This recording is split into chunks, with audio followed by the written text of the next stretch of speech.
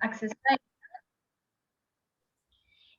bueno, entonces, hoy día estamos en la última sesión del curso Fiscalización y Daño Ambiental, realizado por Maximiliano Molina. Hoy día va a haber como una sesión más como de discusión y de poder reflexionar un poco sobre algunos temas. Ahí Max nos va a contar un poco más en qué va a consistir. Y nada, para no quitarles más tiempo, comenzar esta clase para que la aprovechen al máximo. También recordarles que como es la última sesión, luego nosotros vamos a enviar también todos los materiales, los vamos a subir a la página de FIMA y también les vamos a hacer llegar una encuesta de evaluación para que ustedes puedan también evaluar este módulo y así también ir perfeccionando también las nuevas versiones de la Universidad Socioambiental y también las nuevas sesiones que puedan haber en próximas sesiones. Y eso, te doy la palabra, Max, muchas gracias y gracias a todos por estar aquí. Muchas gracias, Amanda. Bueno, partiendo con agradecer la amplia participación que han tenido las personas de este curso, nuevamente se agradece la convocatoria. O sea, y bueno, decir que en esta clase hay dos partes. La primera vamos a mostrar más que nada estadísticas y datos generales, números, finalmente de traducir en qué consiste la fiscalización y sanción ambiental en nuestro país, y en base a eso la idea es que discutamos, que nos cuestionemos el modelo que existe el día de hoy y cómo podría cambiar y mejorar. Así que espero, mejor dicho, que se sientan con la libertad de comentar, opinar, pedir la palabra con el micrófono también, porque ese va a ser el objetivo justamente de esta parte de la clase. Y la segunda parte, si es que nos da el tiempo suficiente también, mostrar a través de la historia de un caso eh, todo lo que hemos visto en el curso, cómo se materializa en la tramitación de un proyecto en general en nuestro país, desde la índoles política y técnicas ambiental, aristas sectoriales, fiscalización, cómo funcionan los tribunales. Finalmente, la historia bueno, va a llegar, es un caso famoso, que también ha salido como ejemplo en los comentarios del curso, y contarles todo, de su origen hasta en qué está ese caso el día de hoy. Así que, sin más, y sí, sin más, vamos a dar inicio a la clase, última clase, en que primero, y parto con esta pregunta, como haciendo unos cálculos, ¿cierto? ¿Tiene nuestra institucionalidad la capacidad para hacerse cargo del universo de instrumentos fiscalizables? Recordemos lo que vimos en la primera clase, en que decíamos que la superintendencia finalmente está diseñada por ley para fiscalizar instrumentos, ¿cierto? Permisos, normas, pero no fiscaliza el medio ambiente propiamente tal, per se, sino que se fiscaliza lo que se dice que se tiene que hacer. Pero claro, y que ese límite es medio gris, dadas ciertas sentencias que ha tenido la Corte Suprema en que ha entendido que tiene más amplias competencias de fiscalización, más no así de sanción. Pero bueno, la pregunta es, ¿tiene nuestra institución la capacidad? Siempre nos cuestionamos, ¿cierto?, que falta fiscalización. Esa es la clásica, digamos, frase que decimos ante algún problema ambiental. ¿Realmente falta fiscalización? Bueno, revisemos. Primero, aquí recordemos, esto es parte de lo que vimos en la clase 1, ¿cierto? Todos los instrumentos, más que nada en cantidad, que debe fiscalizar la Superintendencia del Medio Ambiente. Más de 17.000 permisos ambientales, 10 normas de emisión, a las cuales le aplican muchas fuentes distintas, los planes de descontaminación, que son instrumentos territoriales en que prácticamente están regulados todas las personas que viven ahí, ya sea, por ejemplo, los domicilios, los planes del sur en que se regula el uso de la leña, o acá mismo la región metropolitana en que tenemos las restricciones vehiculares, por ejemplo. Todos somos regulados por esos instrumentos. Están los programas de cumplimiento, ¿cierto? Que es este instrumento de incentivo que cuando se inicia un sancionatorio se le da la posibilidad al infractor de corregir todo y si lo cumple se exime completamente de la sanción. Esos son los programas de cumplimiento. Están, ¿cierto?, estos nuevos organismos que son estos laboratorios y entidades auditoras, la ETCA y las ETFA, que vienen como un tercero que tanto contribuye a la labor de fiscalización como también presta servicios a privados para las actividades de monitoreo y análisis, por ejemplo, de variables ambientales. Las normas de calidad que también regulan ciertos territorios o componentes del medio ambiente, por ejemplo, el lago Villarrica, que tiene una norma de calidad secundaria de aguas, el que el día de hoy probablemente se va a transformar en el primer plan de descontaminación asociado a cuerpos de agua, a diferencia de los planes de descontaminación que ya existen, todos asociados a la componente atmosférica. Impuestos verdes, que hay fuentes reguladas por eso, el RED-C, aquí hay muchos colegas probablemente que se dedican a ingeniería ambiental, prevención de riesgo, que tienen que andar permanentemente reportando información al RED-C todos los años, y esto sin contar los incontables casos, que son indeterminados, de proyectos en elusión y normas de emisión sin catastro fijo, como los que tienen que cumplir normas lumínicas y ruidos.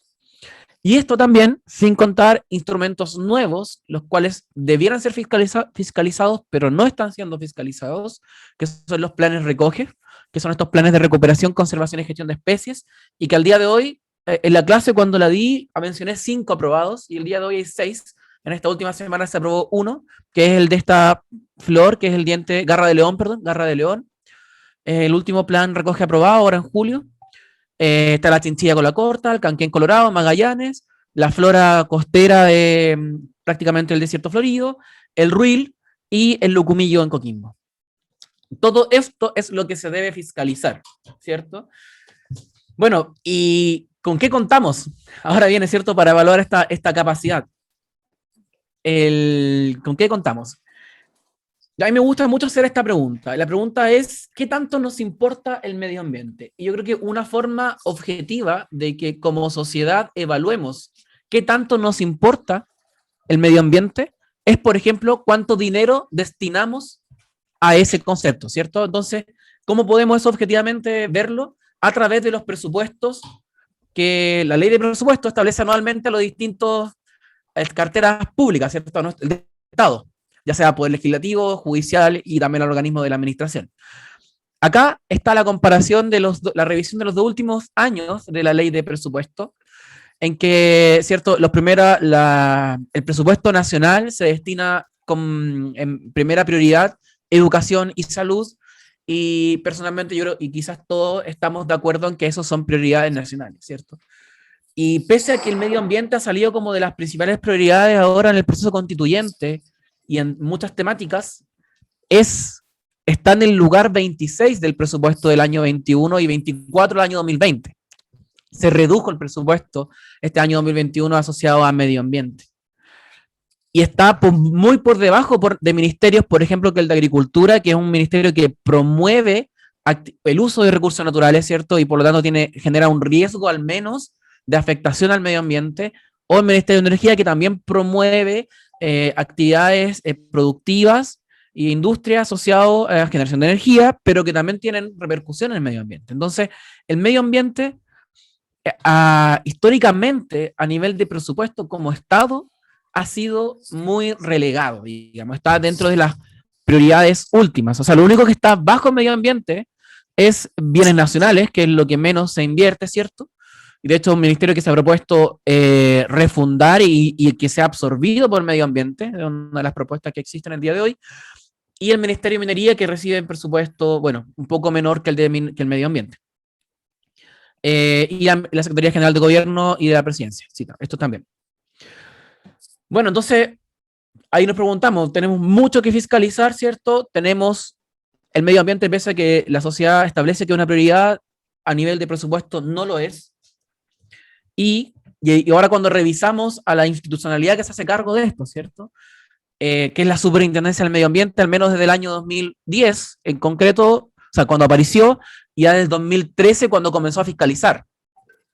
Entonces, este gráfico muestra la evolución presupuestaria y de recursos humanos de la Superintendencia del Medio Ambiente. Entonces, uno dice, bueno, que es positivo, que ha tenido un aumento progresivo, salvo el último año, que todos lo podríamos quizá entender por el contexto de la pandemia, ¿cierto?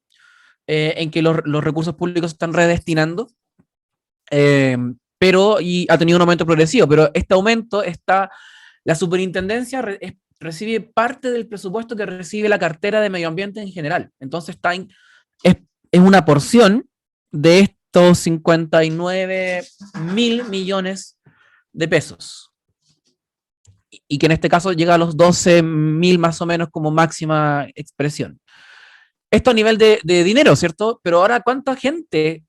Bueno, y ahí los funcionarios, ¿cierto? Los funcionarios del año 2020, 2021, los funcionarios de un organismo público están fijados por la ley que crea ese organismo público. No es que un organismo público con más dinero necesariamente tiene como repercusión que va a haber más personal. Eso no es directo, porque la cantidad máxima de funcionarios está fijada por ley. Y también está fijada la ley de presupuesto. Entonces, la cantidad máxima de funcionarios son 262 personas contratadas por ese organismo público. Pero ¿cuántas de estas personas ejercen labores de fiscalización o sanción? Mejor dicho, trabajan directamente con el negocio de lo que tiene que hacer el organismo público. Bueno, una estimación puede variar un poco más, un poco menos, pero son no más de 156 personas las que en la superintendencia trabajan en el ámbito de fiscalización o sanción. ¿Ya? Y que se puede traducir en 4 fiscalizadores y 2 abogados en promedio por región. Si sumamos todos esos recursos. Esa es nuestra capacidad fiscalizadora y sancionadora finalmente a nivel nacional para fiscalizar todo lo que dijimos antes. Por otro lado, consideremos, ahora cuando nos comparamos, y no comparándonos con países OCDE, sino con países de la región, Chile invierte 2 y 7 veces menos, como tengo el dato acá, por unidad de PIB que Colombia y Perú. O sea, el país que más invierte en Latinoamérica es Perú, en lo que es fiscalización ambiental, seguido de Colombia y después viene Chile. Hay un comentario, cuando no ve cartilla de impuestos. Claro, cuando uno ve la cartilla de los impuestos, era una mínima expresión lo destinado a medio ambiente y una cifra absurdamente alta a defensa nacional y orden público, efectivamente.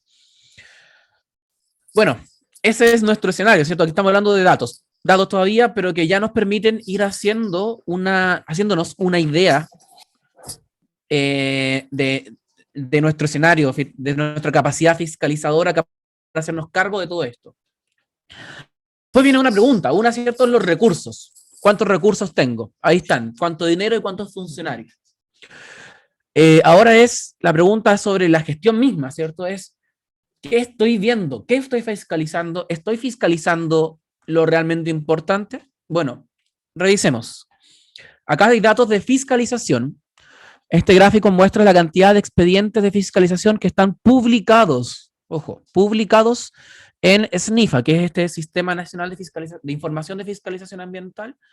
Para quienes no lo conocen, pueden entrar, que es snifa.sma.gov.cl, y ahí está toda la información pública asociada a la fiscalización. Ahí están todos los expedientes de fiscalización, los sancionatorios, las medidas, todo ahí. El registro de sanciones está todo ahí publicado. Y muchos de estos datos que vamos a ver ahora son parte de los estudios y análisis que hemos hecho internamente, y los mostramos acá a nivel visual, digamos, los gráficos. En fin. Esta es la cantidad de fiscalizaciones, o sea, son muchas fiscalizaciones, no tengo acá el número de la sumatoria, son más de 30.000, si mal no recuerdo, y se han fiscalizado 3.953 diferentes unidades fiscalizables. Por decirlo de una forma, estas instalaciones, y recordemos que una instalación puede tener muchas normas que lo regulen y muchos permisos también que van ampliando, van modificando ese proyecto. Pero así hay instalaciones, por ejemplo, se han fiscalizado 3.953 diferentes.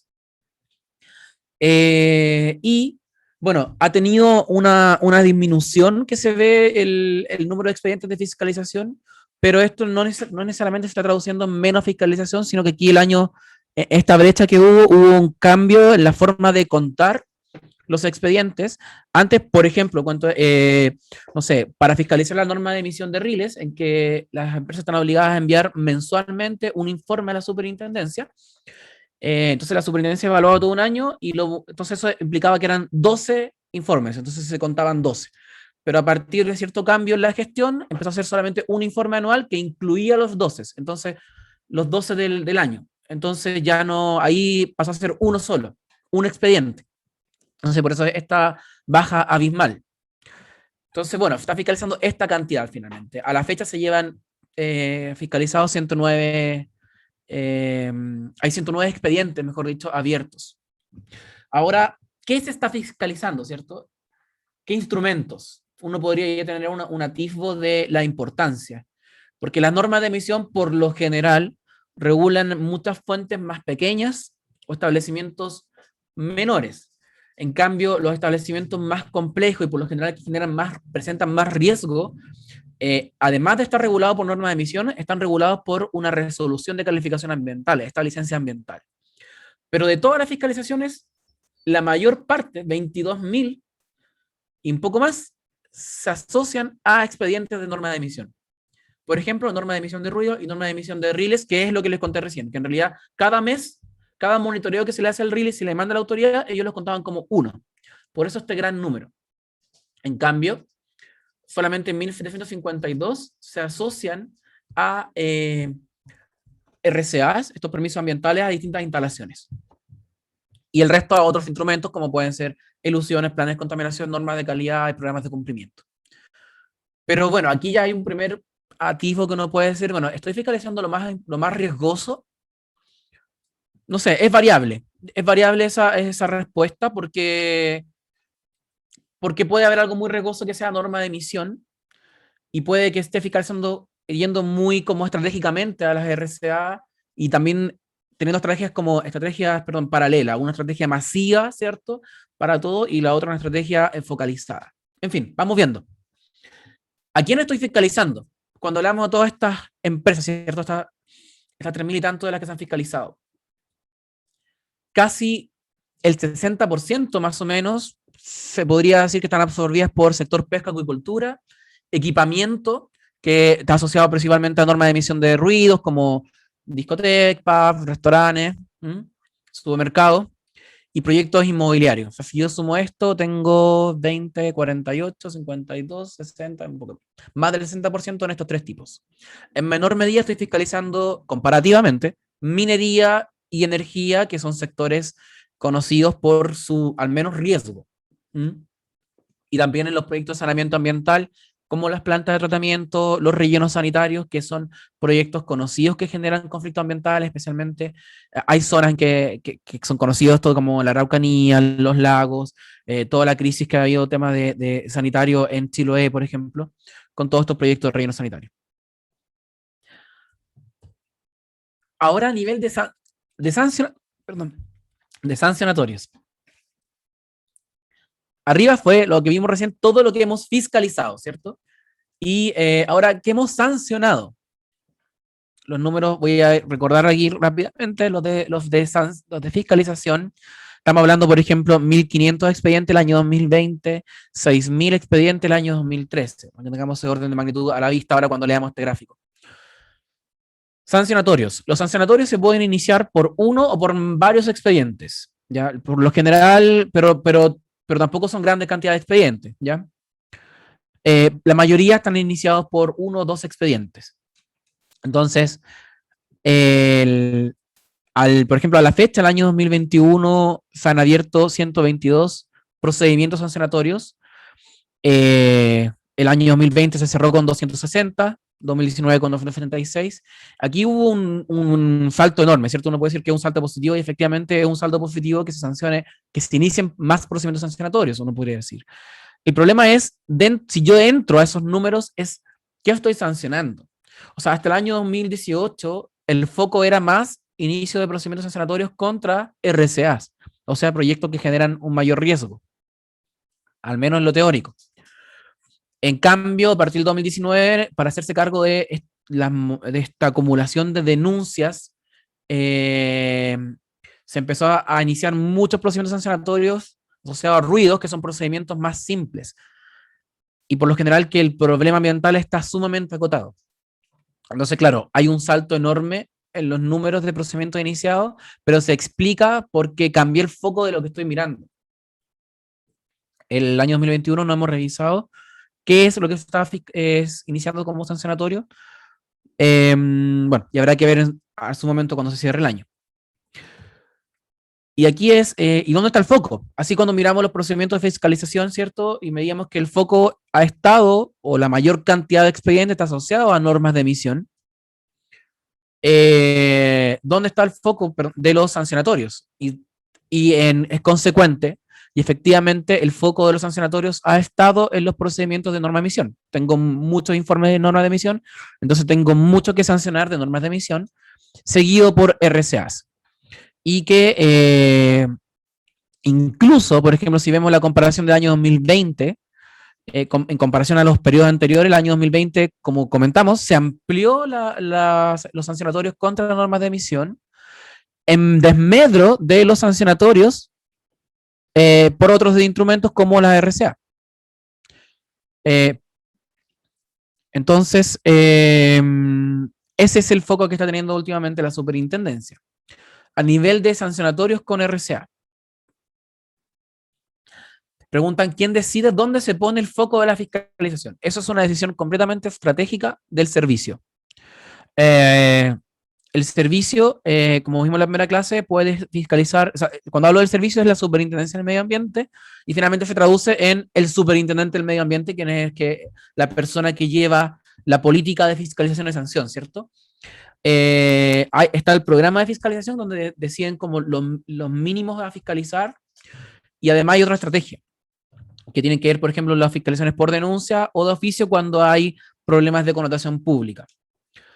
Efectivamente, claro, hay cuotas internas en el sentido que destinan ciertos recursos a una fiscalización regular por RCA y otros instrumentos. Pero, por ejemplo, lo que está ocurriendo ahora en el último año, 2020 más que nada, es una lógica distinta. Está la superintendencia reinvirtiendo muchos de sus recursos en tecnología. Me disculpan que alguien me está molestando y quería subir.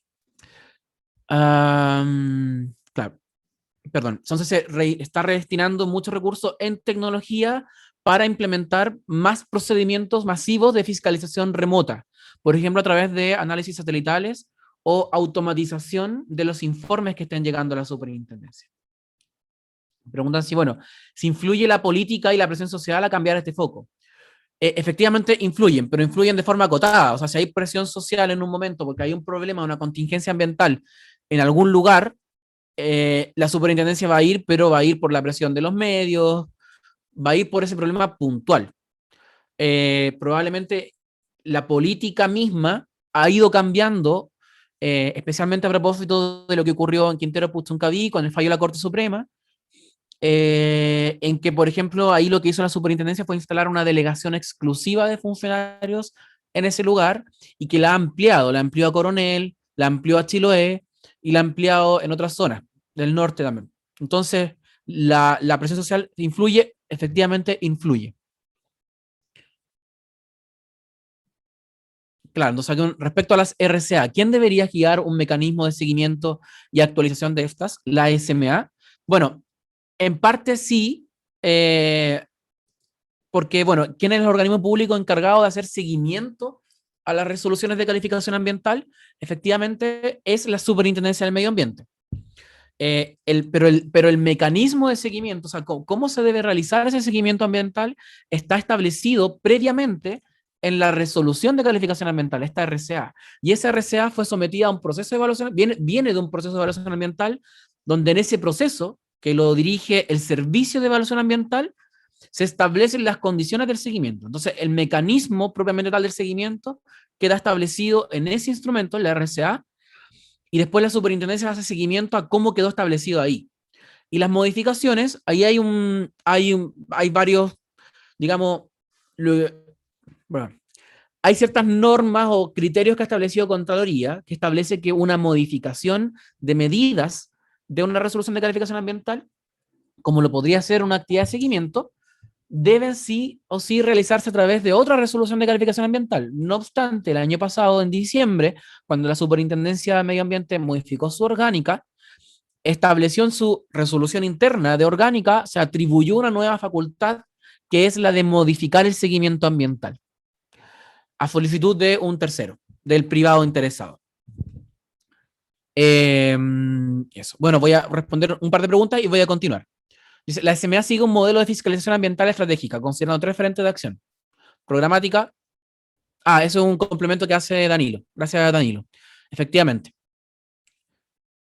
fiscaliza a través de un programa anual en que está la interacción de la misma superintendencia y también los subprogramas que tiene cada organismo público en específico que participa en la fiscalización ambiental, como la DGA, como son la Geomin, en fin, como el SAC.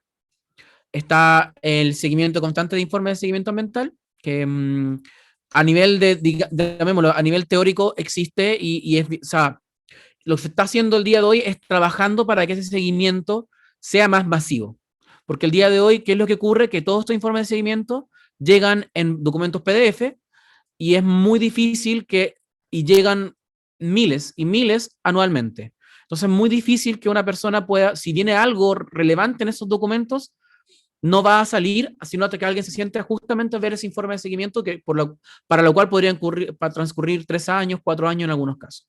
Pero lo que se está haciendo el día de hoy, y se está haciendo desde el 2013, pero muy lentamente, es tratar de digitalizar esos informes de seguimiento para automatizar su análisis. Y también, como dice Danilo, la fiscalización reactiva que tiene que ver con las denuncias y asociados a incidentes ambientales. Entonces ahí preguntan después cuál es la diferencia entre el programa y el subprograma. Creo que lo respondí. Programa es lo que fiscaliza la superintendencia y los subprogramas son las actividades de fiscalización asociadas a los otros organismos del Estado con competencias en materia de fiscalización y sanción. Sigamos, entonces. Bueno, siguiendo con el ámbito de las estadísticas del área sancionatoria, ¿cierto? Entonces, hasta mayo del 2021 se habían iniciado 1.458 procedimientos sancionatorios. Recordemos, habían más de 30.000 fiscalizaciones y 1.500 sancionatorios se han iniciado. Y de esos sancionatorios, recuerdan el programa de cumplimiento, que es este instrumento que permite eximirse de la sanción si corregía todo, pero si no corregía y lo incumplía, corría el riesgo de ser sancionado con hasta el doble de la sanción original, que es este instrumento de incentivo. Bueno, casi el 60% de los casos presentó un programa de cumplimiento, y de esos casos, la mayoría, o sea, el 76% se aprobó. En menor medida se rechazó y el resto estaba en ese momento, cuando estábamos haciendo la revisión, en análisis. Ahora, respecto a las multas, ¿cierto? Bueno, ¿han cursado multas relevantes la Superintendencia del Medio Ambiente? Efectivamente sí. Efectivamente ha cursado multas muy relevantes, realmente millonarias, que uno puede decir esto es un cambio significativo, pero realmente significativo en comparación a la institucionalidad anterior. Esa frase de conviene más pagar la multa que cumplir ha estado cambiando en los últimos años. Y este es el gráfico más o menos, aquí está traducido en millones de dólares las multas. Y si vemos un ranking en la multa más alta, la lleva el proyecto Caserones, con 14.745 UTAs, que al día de hoy son como 16 millones de dólares, más o menos. Que esa multa, o 12, ya no recuerdo el número, si alguien puede hacer la conversión y decirla, se agradece, pero esa multa podría ser el presupuesto anual completo de la superintendencia, por decirlo. Seguido por Pascualama, cuya multa eventualmente podría cambiar, porque es una resolución que lo va a mover al final, que todavía tiene que corregirse. Está el Centro Punta Redonda, que es una sanción que salió el año, no recuerdo si este 2021 o 2020, lo olvidé cuándo, en qué momento, pero la gracia de Punta Redonda, que es un centro de engorda de salmones, que fue el escape masivo, que fue el escape masivo de salmones, de los más grandes que se tiene registro en nuestra historia. Se decía que el tercero más grande, más de 800.000 salmones escapados en el seno de Reloncaví, y que es la sanción más grande por el mismo cargo. Por ejemplo, Caserones alcanzó esta multa porque es la sumatoria de muchos cargos, de muchas infracciones, y se sumaron y dio esa multa. El caso de Punta Redonda es la multa más grande por un solo cargo. Esa es la gracia de Punta Redonda. Luego seguido Mina Cardenilla, ¿cierto? Que además es que el primer caso con un plan de reparación, que el día 2 se sigue tramitando. Central Bocamina, un proyecto de energía en Coronel. Celco Valdivia, conocido. Anglo American Los Bronces, que además tenía daño ambiental por Vegas. Y así, ¿cierto? Esas son las multas que se han cursado. Ahora les presento acá un análisis de cómo lo llamamos la probabilidad de incumplimiento. O sea, a la fecha, todos los informes asociados que se han emitido a la fecha, asociados a minería, por ejemplo, ¿cuál es la probabilidad de que si se fiscaliza cierta materia se encuentre un incumplimiento? Ya, ¿por qué es hasta así? Voy a explicar un poco más. Uno siempre habla de este número grueso, ¿cierto? De cuánto cumple o incumple un sector, ¿cierto? Ya uno puede decir, que lo vamos a ver justo en el gráfico después, la salmonicultura, más o menos el 60% de las veces que se fiscaliza tiene algún incumplimiento.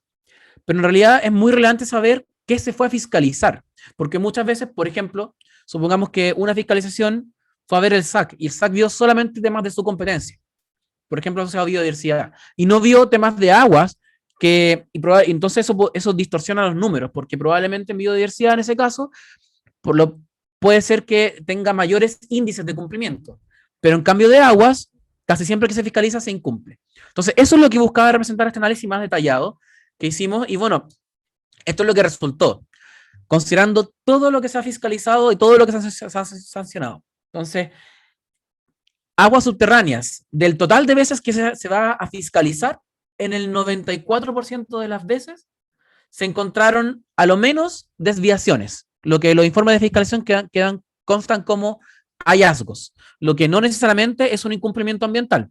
Recordemos lo que vimos en la clase 1. Está lo que se ve, lo que queda en el informe de fiscalización, y luego se pondera para evaluar si es o no es una infracción. Entonces, a nivel de fiscalización, cuando se fue a fiscalizar materias asociadas a aguas subterráneas, el 94% de las veces se encontró una desviación a lo que se debía cumplir. Y eso seguido después de los sistemas de control de fugas e infiltraciones, los permisos y autorizaciones que deben tener la actividad minera, después las aguas superficiales, luego todas estas medidas de revegetación, luego seguido de manejo de los residuos peligrosos, y así hacia abajo una lista muy grande, que aquí se pusieron los temas más relevantes. Ahora, eso es el sector minería. Ahora en el sector de acuicultura, ¿cierto? Como dije, aquí el número está más grueso, aún no entramos al detalle de la materia, pero efectivamente, cuando se va a fiscalizar un proyecto del sector acuícola, se ha observado que el 65% de las unidades fiscalizadas, valga la redundancia, ha presentado hallazgos. Son muy pocas las que no tienen hallazgos publicados en el portal. ¿Hay un micrófono abierto? ¿Una consulta? No, ya. Sigamos entonces. Ahora hablemos un poco de las denuncias, ¿cierto? De las denuncias, se habla de esto, que hay muchas denuncias de la superintendencia que se ve sobrecargada. Bueno, veamos cuáles son esos números. A la fecha hay más de 15.000 denuncias ingresadas a la superintendencia, con números que van de este orden, ¿cierto? Que partió el año 2013 con 1.400, y a la fecha en que se implementó el sistema de denuncias online, a propósito de la pandemia, ya a la fecha hay más de 2.500 denuncias ingresadas, lo que hizo evidentemente subir este número de forma muy significativa, y al final de año, bueno, no sé cuál será la proyección, quizás más del doble de los años anteriores. ¿Y qué es lo que se está denunciando? La principal materia que se está denunciando es efectivamente ruidos molestos, en menor medida, después seguido de olores molestos, y luego problemas asociados a emisiones atmosféricas. Ese es el problema que estamos denunciando como sociedad. Finalmente, estos problemas de ruidos, olores y emisiones atmosféricas. Y bueno, ¿cuántas de esas denuncias se han tramitado o tienen alguna gestión útil? ¿Cierto? Bueno, aquí está la brecha. En este gráfico se muestra en color azul. Aquí es un gráfico que va acumulando lo que va ingresando anualmente y lo que se está gestionando. Pero si vemos el 2021, se han gestionado con alguna gestión, cualquiera, no sabemos el fondo de esa gestión, pero algo se hizo de todas las denuncias ingresadas, de las 15.709, 8.727, y queda por pendiente casi 7.000 denuncias, aunque no se ha visto nada. Y eso es lo que salió hace pocos meses, en mayo, que se difundió en varios medios, ¿cierto? Que este problema que evidenció Contraloría respecto a que gran parte de las denuncias, o sea, un número importante de las denuncias, no habían recibido ninguna gestión. Y que se evidencia de los números, es efectivo. Ahora, bueno, nos volvemos a preguntar, ¿cierto? Considerando presupuestos, considerando funcionarios, considerando todo lo que hay que fiscalizar, estamos, nuestra institucionalidad, ¿cierto? Que ha salido finalmente de la presión social, de los convenios internacionales, ¿tienen la capacidad al día de hoy para hacerse cargo de todo lo que hay que hacerse cargo? Y una pregunta bien importante que justamente hago más adelante, ¿basta con simplemente ingresar más recursos de la Superintendencia del Medio Ambiente?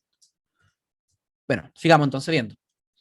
Un problema que se está buscando, y a propósito de lo que preguntaron, abordar, no solucionar, sino abordar, tiene que ver justamente con abordar problemas territoriales. Hasta el año 2019, más o menos, el enfoque de la fiscalización era principalmente centrada en el programa de fiscalización, que era una fiscalización aleatoria, pero en función de criterios de riesgos, pero aleatoria, no estaba enfocada en abordar un problema ambiental propiamente tal. En cambio, ahora se busca el enfoque territorial enfocado en zonas, las denominadas zonas de sacrificio, ¿cierto? Andacollo, Caimanes, Huasco, Calama, Coronel, Chiloé y Puchuncaví y Quintero. Y además la superintendencia ha definido zonas de enfoque en componentes medio natural, como pueden ser vegas y bofedales, o el Salar de Atacama, Vega y bofedales del altiplano de Pica, San José de Maipo, digamos la cuenca en general, Salar de Pedernales y así otros más. Entonces, claro, ha incorporado este criterio un poco más territorial, donde lo que buscan es fiscalizar a todas las empresas que están en ese lugar. Pero es un criterio que está implementando recién en los últimos años, ¿ya? 2020-2019. Hasta antes de eso no había un enfoque territorial como parte de la política fiscalizadora propiamente tal y menos sancionadora. Entonces, bueno, ¿cuál es el problema entonces de nuestra institución ambiental en materia de fiscalización? Con todos estos datos que expresé, que parecía cuenta pública, ¿cierto? Yo no estoy representando a nadie. ¿Basta con dar más recursos a la superintendencia? Bueno, voy a hacer algunas preguntas y también si alguien quiere puede pedir la mano para emitir un comentario, quizá hablar del modelo ideal, los problemas actuales. Bienvenida. Preguntas. Los altos y los cargos altos y medios, ¿son políticos o son por concurso? ¿Por qué podría no ser solo financiamiento, sino también falta genuino de interés o profesionalismo? No, ya. El cargo de la superintendencia, el superintendente del medio ambiente es un cargo que se ha entendido de confianza. Entonces, de confianza directamente del presidente de la República. Entonces, no es por concurso. No obstante, está el sistema de alta dirección pública, deben salir del sistema de alta dirección pública. Pero es conocido que lamentablemente el sistema de alta dirección pública tiene varias fallas y hay bastantes herramientas de presión de los gobiernos, digamos, para que la persona de su interés sea la seleccionada en el sistema de alta dirección pública. Entonces, no es un sistema que esté funcionando tan bien el día de hoy. Luego vienen los cargos medios, ¿cierto? Las jefaturas de las divisiones, por ejemplo, de fiscalización, sanción o fiscal, en fin. Esas también se han entendido que son cargos de confianza, pero del superintendente del medio ambiente. No obstante, deben ser sometidos a un proceso de alta dirección pública que, como sabemos, tiene bastantes deficiencias. Entonces, ahora uno se pregunta, ¿es falta de profesionalismo? No sé si lo transparenté, que debería haberlo hecho cuando partió el curso. Yo trabajé por casi un poco más de 9 años en la Superintendencia del Medio Ambiente, y si bien es de una postura muy personal, yo me atrevería, hay mucho profesionalismo interno. O sea, a nivel de profesionales, el trabajo se toma muy en serio y de forma muy profesional. Me costaría pensar que es falta de interés. Yo creo que hay un problema más bien político en que te ves abrumado a abordar demasiados instrumentos con una legislación un poco que te amarra a ciertos procesos, te hace más lento el sistema y que en algunos casos igual ciertamente hay índoles, influencias políticas, pero me atrevería a decir que al menos hasta cuando yo trabajé eran bastante acotadas y menores. El día de hoy no podría decirlo, no lo sé. Tengo una consulta respecto a las medidas comprometidas en la RCA. Si se requiere un cambio de estas medidas o se están incumpliendo por no implantación, no implementación. ¿Cuál es la estrategia de cumplimiento? Ya. Perdón, Paulina, ¿eres tú? No. No, yo soy Paulina, pero... Ya. ¿Podrías explicar tu Dale nomás. pregunta? Bueno, sí. Sí, me refería a todas las medidas que están en una RCA. Por ejemplo, si yo quiero hacer un cambio ingenieril en la tecnología o en el diseño de la medida, por un tema también de factibilidad técnica. Preciso hacer una consulta de pertinencia, tengo que ver la significancia, los efectos en términos de externalidades, o hacer la consulta directamente a la superintendencia, o bien reportarlo en el seguimiento ambiental o autodenuncia. Claro. La verdad es que no he encontrado el instrumento específico para esto. Y hay muchas cosas inviables en las RCA, porque es un ex ante que muchas veces no es representativo cuando tú ya estás en la marcha, pero es, no sé, es multifactorial, porque depende tanto, no sé, pues, del aspecto que estamos evaluando. Sí, y yo creo que va a ser muy difícil que algún organismo público se pronuncie con la claridad que requiere esa pregunta, que es muy simple, ¿cierto? La claridad es lo que está claro, y que eso no lo pone en duda nadie, es que para modificar una medida se requiere una evaluación ambiental nueva, una nueva RCA. No se puede modificar una medida, ¿cierto?, sin otra RCA, y eso es lo que ha establecido la Contraloría. Pero sabemos que en la práctica eso no ha sido así, hay muchas pertinencias que hacen modificaciones, en fin. Entonces, bueno, si necesito modificar una medida, aquí lo relevante es saber si esa modificación está generando finalmente, externalidades ambientales negativas. Si esa modificación no lo genera, en la teoría, no debiera implicar una modificación de medida, o sea, perdón, debiera permitirse la modificación, ¿ya? Y lo que se debiera hacer es informar. Ahí ese mecanismo de cómo informar no está establecido al día de hoy, pero hay distintas estrategias. Se informa en el marco del seguimiento ambiental. Mira, eso no lo recomiendo, porque podría ocurrir que ese seguimiento ambiental la superintendencia lo pueda revisar recién 2 o 3 años después, y ahí recién se enteró de esa modificación. Modificación que probablemente uno dice es sutil. Mira, modifiqué la ubicación un par de metros del pozo, modifiqué la cota de donde mido tal cosa, en fin, y podría implicar como, digamos, tramitaciones necesarias. Lo que yo sugiero ahora como consultor es más que es avisar mediante una carta específica de esa modificación, acompañando el respectivo informe, ya sea interno, de que esa modificación no genera externalidad negativa y por lo tanto la medida se va a modificar en estos términos. ¿Esta carta va a la SMA? A la SMA, a la oficina regional respectiva. El día de hoy no hay procedimiento, por si acaso. Eso es una sugerencia que la autoridad y cada región podría tener distintos mecanismos de cómo tratarlo. Claro, porque encontré el cambio de seguimiento en la medición de variables, pero eso es otra cosa. Pero una medida que es una acción, básicamente, el no hacerla ya es un incumplimiento, entonces viene como esta justificación de que se está diseñando otra medida. O sea, ahí todo eso tiene que ser informado. Ahora sí eso no implica... está en momento específico, claro. Sí, perdón, ahora sí eso implica un cambio de objetivo completo a lo que se había comprometido. Eso es muy diferente. Eso yo ahí lo trataría más como internamente, de forma estratégica, porque no hay que olvidar que las medidas tienen un cierto objetivo por el cual nacieron. Y no hay que perder de vista ese objetivo por el cual surgieron esas medidas. Que no puede cambiar. La naturaleza finalmente lo que buscaba mitigar, compensar o reparar, y lo que buscaba hacerse cargo de esa medida. Voy a seguir con las preguntas. La otra también ¿Perdón? La otra pregunta también la hice yo, pero sigue nomás. Gracias. Otra pregunta. ¿No hay revisiones intermedias? ¿Cómo todo se confina al reporte final? ¿Qué pasa con las medidas ya implementadas para efectos de su efectividad si el PDS cierra en un plazo de 2 años? ¿Podrían o no haber revisiones intermedias o depende de la estrategia de fiscalización específica de ese procedimiento? No, o sea, está la facultad que, como esos informes llegan regularmente a la superintendencia, podría ser que para ese caso en particular se estableció una prioridad interna y lo van a ver, pero eso no es un criterio que sea público, sino que puede ocurrir. Puede ocurrir. Y también puede ocurrir que el incumplimiento, si es que se incumple, probablemente también ese incumplimiento puede que se gatille incluso antes de que termine ese instrumento por expirar, que en este caso es el programa de cumplimiento. Entonces, no necesariamente hay que esperar los 2 años para decir si se cumplió o no, si se incumplió. Podría ser antes también. Ha ocurrido en varios casos.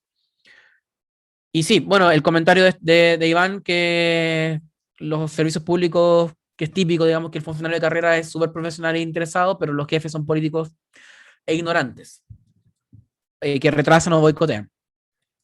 Mira, me atrevería a decir la superintendencia, de lo que conozco, es que a nivel general, digamos, hay incluso jefes, digamos, muy interesados. El problema es cómo la política, digamos, y esos hilos que están detrás van moviendo ciertos intereses que a veces es un poco invisible también, ¿cierto? Mira, enfoquemos la fiscalización acá y quizá en ese discurso que uno ve, que es súper técnico el mensaje, lo que en realidad es, lo que busca es desviar la atención a otras cosas, pero eso no se sabe, digamos. Respecto al problema de la institucionalidad, quizás sería conveniente tener una perspectiva internacional y conocer el desempeño ambiental de otros estados. Es un tanto difícil creer que otros países tengan un desempeño considerablemente mejor. Sí, efectivamente. Bueno, aquí retomo la pregunta, entonces, ¿cuál es el problema de nuestra institucionalidad? Diagnóstico: pocos recursos, pocos funcionarios, mucho que fiscalizar. No me atrevería a decir el día de hoy problemas de gestión, pero, porque son cosas que se están corrigiendo, pero quizás lo que falta es una mirada distinta de estas cosas, una mirada que tenga que ver con entender el problema ambiental como una política pública que va más allá de una institución. Entonces, por eso la pregunta es, ¿basta con dar más recursos a la Superintendencia del Medio Ambiente? Mi opinión, es muy personal, y si alguien tiene una distinta, me encantaría que la dijera también, y, sin problema. Es que los problemas de fiscalización hay que verlos más allá de una institución. Y pongo el ejemplo, el número enorme de denuncias que hay y que la mayor parte son de ruido. Eso implica desviar recursos muy relevantes para fiscalizar actividades que generan más riesgo ambiental a actividades con menor riesgo ambiental, dado que es una demanda social y una demanda que hay que atender. No es que hay que dejarla de atender. El problema es la superintendencia el organismo que debiera ver esos problemas que son más que nada locales. Como lo conversamos en la clase 1, me hicieron una pregunta muy parecida, ¿no debiera entonces, la pregunta a realizarse es, ¿cómo abordamos el problema de la fiscalización del ruido y los olores, por ejemplo? Y no en realidad, ¿cómo arreglamos a la superintendencia? Sino son focos distintos. Quizás el problema de ruidos tiene que ver con una coordinación distinta de los organismos públicos que ven el tema, incorporar con más facultades, recursos y competencia a los municipios, dado que son problemas locales, que por ejemplo los municipios puedan ver estos problemas con más recursos, con más capacitación y con más facultades para poder abordar estos temas. Lo que yo decía en la clase 1 como ejemplo, si sabemos que en ciertos sectores, por ejemplo las discotecas y restaurantes, son fuentes de ruido que generan muchos problemas en esos lugares. ¿Por qué no, por ejemplo, cuando van a emitir la patente, yo no pido dentro de los requisitos de la patente ciertas medidas de aislación? Entonces, entonces con medidas locales, que tienen que ver con competencias propias de los municipios, pueden abordar problemas ambientales también. Entonces, es cambiar un poco la perspectiva del problema. El problema es la superintendencia. Efectivamente, yo creo que se puede, con más recursos y mejor gestión, va a abordar más. Hay un comentario que dice Danilo, que dice que encuentra que la superintendencia está dando un salto tremendo en incorporar nuevas tecnologías en sus procesos. Se está viendo, eso es verdad, se está buscando abordar toda esta masividad, todo este gran volumen de información. Dice que es un tema que se ha conversado hace años y hoy por hoy lo están implementando. Encuentro que falta mayor interés en la incorporación del medio ambiente en la política pública a nivel transversal. Efectivamente. Hay otro comentario, dice, hay un posible, perdón, esto es una pregunta, un paréntesis al tema. Un posible fraccionamiento de proyectos en evaluación en el CIA, ¿se puede denunciar a la CMA o hay que esperar a las RCAs? Eso se puede denunciar desde ya. No se requiere que la RCA esté emitida para que se denuncie un fraccionamiento. De hecho, hay fraccionamiento que es el mismo SEA, el Servicio de Evaluación Ambiental, que en el marco del proceso de evaluación ambiental detecta que hay un fraccionamiento y el mismo SEA ha hecho las denuncias a la superintendencia. Sin haber tramitado, sin haber finalizado el procedimiento de evaluación ambiental. Entonces, se puede hacer, Carolina. Sigamos. ¿Cuánto estamos? Perfecto. Voy a acelerar un poco. Entonces, ¿cómo podemos considerar nuestro actual modelo de fiscalización y sanción. ¿Es preventivo? Bueno, mi juicio es que es parcialmente preventivo. Hay cierto grado de prevención en la fiscalización realizada a través de los programas anuales, pero es en gran parte reactivo. Reactivo, ese enfoque territorial, digamos, que se está dando, es positivo, pero está acotado, como dije, de manera reactiva solo en los últimos años, y baja un enfoque de la unidad fiscalizable, como que el enfoque está en la empresa, pero el enfoque está en el problema ambiental, y aquí pongo el ejemplo, que lo doy siempre para muchas cosas, del organismo de evaluación y fiscalización ambiental en Perú, que es un organismo que nació prácticamente junto con la Superintendencia del Medio Ambiente, y en el cambio ellos internamente en su estructura tienen un área que se llama un área de evaluación ambiental, que si bien suena parecido a nuestro organismo de evaluación ambiental, no tiene que ver con lo mismo. No tiene que ver con lo mismo. En lo que ellos hacen son estudios constantes en las cuencas y en territorios relevantes para evaluar el estado de las variables ambientales relevantes. Y en función de ese estado de variables ambientales, o sea, saber cuál es el problema ambiental, ahí recién definen el año siguiente qué van a fiscalizar. Pero el problema no nace de que hay una zona de sacrificio que ya se formó, que es reactivo, digamos, no nace de movilizaciones sociales, sino que el Estado está evaluando su medio ambiente y en función de eso dice, mira, aquí parece que se está viendo una merma, no sé, se está reduciendo la cobertura vegetacional tal cosa, están subiendo ciertos contaminantes en el agua, está empeorando la calidad del aire. Bueno, entonces ahí recién, en base a la visualización y la identificación de un diagnóstico ambiental, se define qué es lo que se va a fiscalizar en cierto territorio al periodo siguiente. Son lógicas distintas. Cada lógica es la industria. Es como voy a ir y voy a fiscalizar la industria. Pero realmente la industria es importante fiscalizar toda la industria. Bueno, sé, hay temas de recursos que uno podría decir quizás hay un exceso o una destinación quizás que podría aún ser más precisa en el ámbito de fiscalización y sanción. Bueno, ¿es disuasivo? Otra pregunta. Bueno, también yo digo que es parcialmente disuasivo. ¿Por qué? Porque si bien hay multas muy grandes, hay que son para los proyectos más grandes, ¿cierto? Y esos proyectos las han pagado. Muchos de los problemas ambientales que nos afectan al día a día son asociados a industrias más pequeñas, digamos. La industria grande paga la multa y sigue operando porque requiere eso para seguir operando, digamos.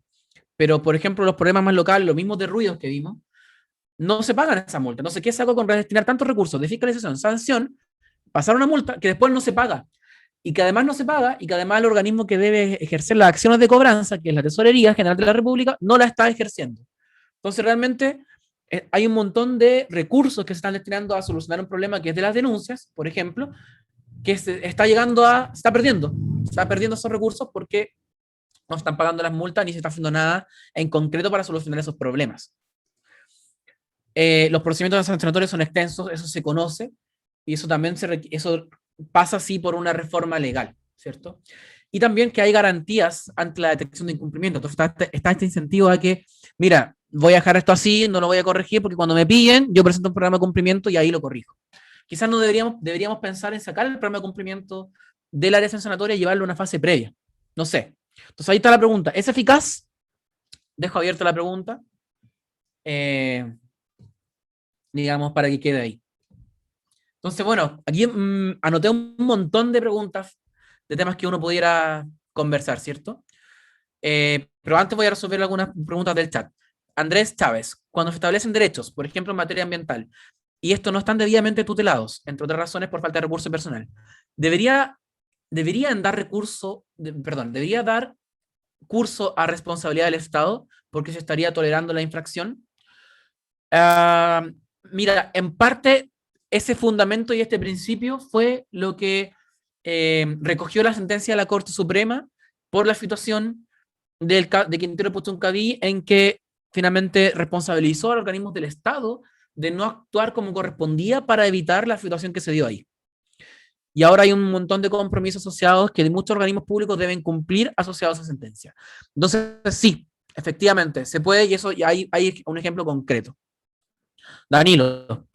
Un ejemplo, le responde ahí a otra persona de Marrio. Ahí, Paulina, te respondieron con un ordinario que es de la Dirección Ejecutiva del SEA, que es el que dice que el SEA no va a resolver las modificaciones de seguimiento ambiental, sino que lo va a resolver la SUPER, y ese es el que la SUPER tomó en su orgánica del año 2020 y lo incorporó y se autoatribuyó una facultad que personalmente creo es bastante cuestionable, esa autoatribución de esa facultad, pero sí también reconozco que viene a solucionar un problema práctico. Felipe dice, respecto a la realización de estudios y diagnóstico del medio ambiente, ¿no es una competencia y deber del Ministerio del Medio Ambiente? Efectivamente, pero no hay una coordinación. Esos estudios y diagnósticos del medio ambiente están pensados, por ejemplo, cuando se hacen estos informes del estado del medio ambiente, que tienen esta periodicidad cada 3, 4 años, y olvidé, o informes parciales que se emiten todos los años, pero no tienen una lógica de, o no están siendo utilizados con la lógica de priorizar y enfocar la política fiscalizadora de fiscalización y sanción. O sea, ahí falta una conexión de esas funciones y esa información. Marta dice, efectivamente, eso creo yo, los estudios deberían ser responsabilidad del Ministerio o del Estado. La mayor cantidad de datos ambientales son levantados en general por privados, es efectivo. La Superintendencia del Medio Ambiente tiene un montón de información ambiental que está ahí en sus informes de seguimiento ambiental, que los pueden ver en SNIFA. Es mucha información ambiental, pero es una cantidad abrumadora de información ambiental, pero está muy poco depurable, utilizable, porque está en un montón de archivos PDF, y que poco a poco se ha estado trabajando para que eso se automatice y se pongan a disposición esas bases de datos como de forma pública. Mim Núñez dice, falta también incorporar la PAC, no tan técnica. Así se habla más de participación territorial y quizás prever mejor algunas infracciones futuras. También concuerdo con eso, Mim Núñez. Quizás podría ser una falta de servicio estatal. Podría ser. ¿Dónde se encuentra ese ordinario? Bueno, ahí está. Pues, sigamos entonces. Dejo estas preguntas. Por ejemplo, ¿cómo mejoramos el modelo de fiscalización? ¿Quién debería pagar la fiscalización? Una pregunta que no nos hemos hecho, quizás. Y esta yo la pongo, ¿por qué? Porque, nuevamente, pongo el ejemplo de Perú.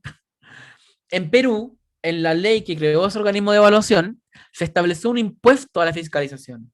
Y el sector minero y energético debe anualmente pagar un impuesto al Estado por el hecho de poder ser fiscalizados, y que varía entre el 1 y 3 o 5%, pero generalmente es 1%.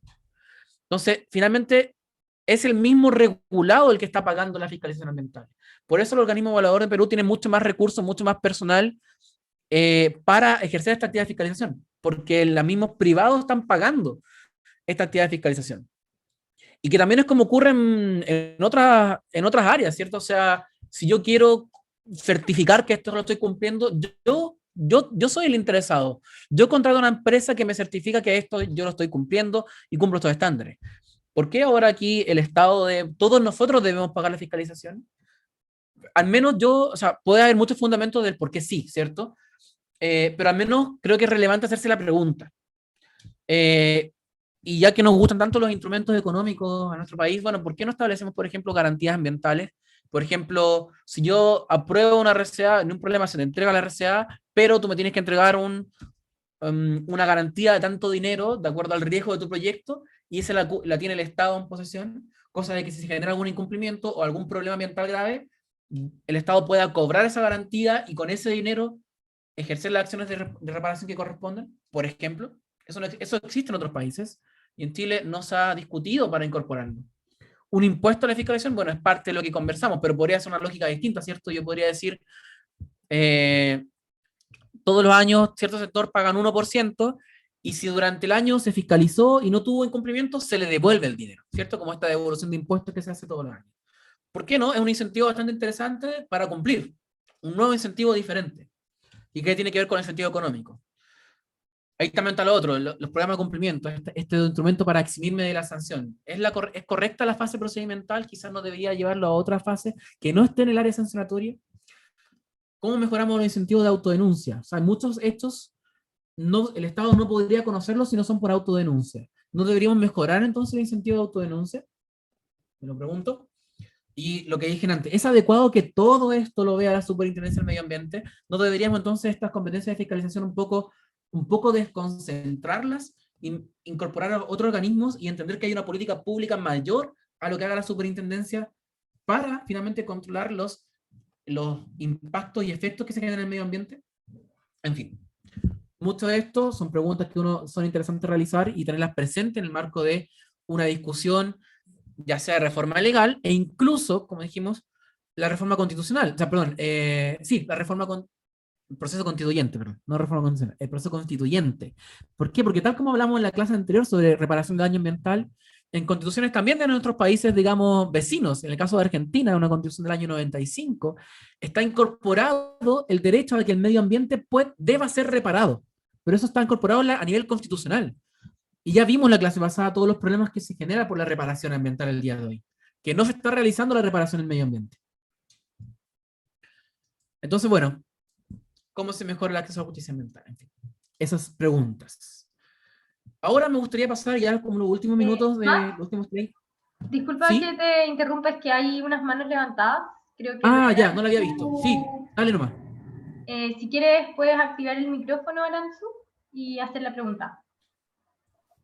Hola, Hola. sí, por ejemplo, en un caso hipotético, tú denuncias o pides que vengan a fiscalizar un evento X y vienen efectivamente a fiscalizar, pero por motivo, no sé, de que a lo mejor este fiscalizador o fiscalizadora tiene algún vínculo con el infractor, no realiza bien el trabajo, no realiza bien la fiscalización.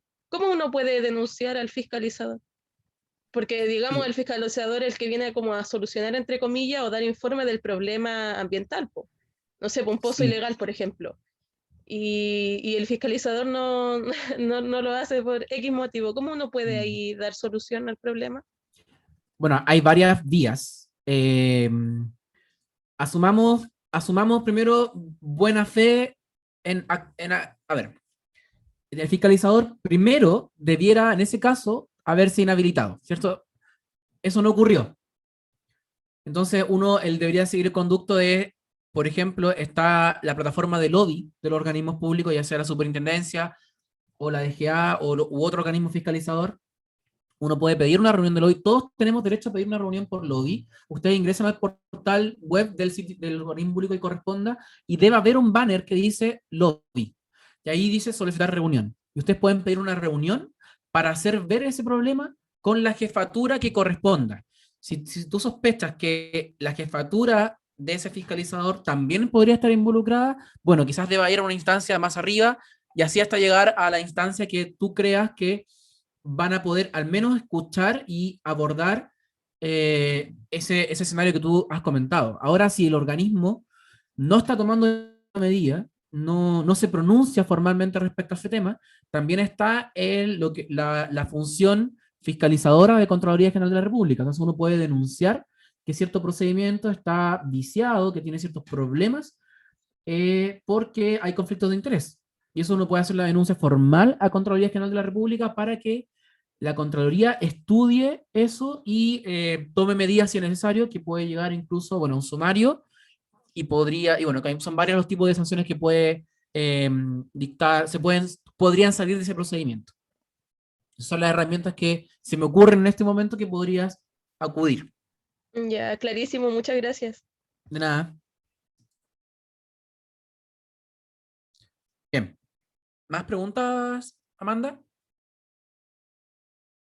Creo que no, o sea, hay comentarios en el chat, pero son comentarios, así que dale nomás. Ya, perfecto.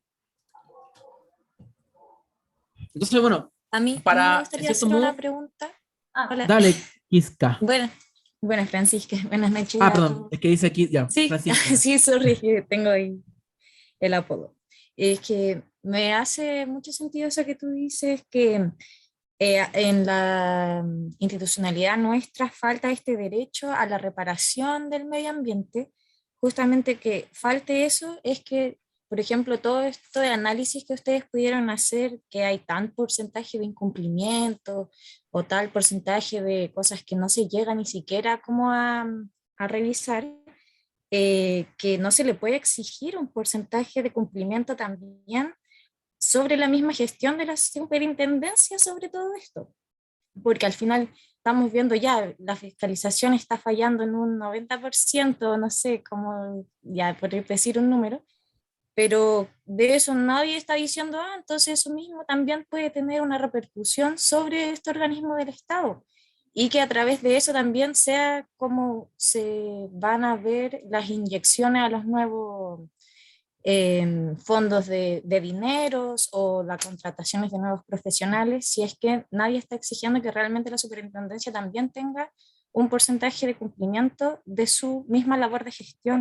sobre todos estos instrumentos. Entonces, también serían quizás una forma de hacerlo de una forma quizás como un poco menos burocrática como a nivel tan grande, porque la superintendencia es una cosa que toma tantas materias distintas. Entonces, quizás los instrumentos de gestión ambiental sectorial, o sea, por ejemplo, no sé, hablar del Decreto Supremo 90 para todo este tema de que se están incumpliendo las descargas de aguas.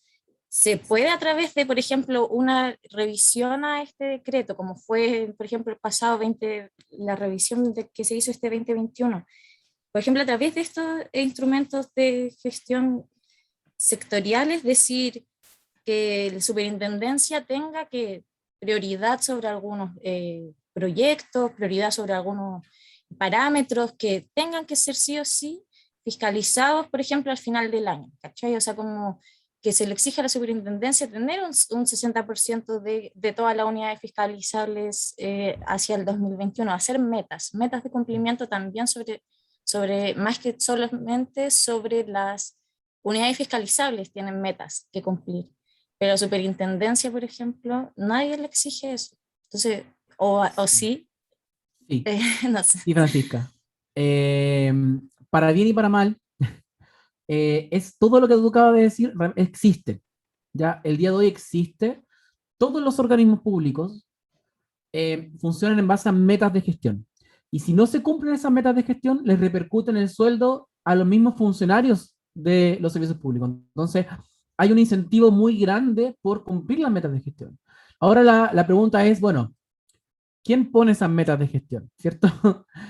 Por lo general es el mismo organismo público el que propone cuál es la meta de gestión y obviamente lo que va a hacer, y ahí viene un poco la crítica al modelo de cómo funciona el modelo de incentivos de los convenios de desempeño que se llaman en el organismo público, porque a mí me impresiona ver cuando uno ve las estadísticas que se meten en el PRES, que más del 95% de los organismos públicos cumplen la totalidad de sus metas de gestión. Entonces uno dice, wow, entonces somos un Estado muy eficiente.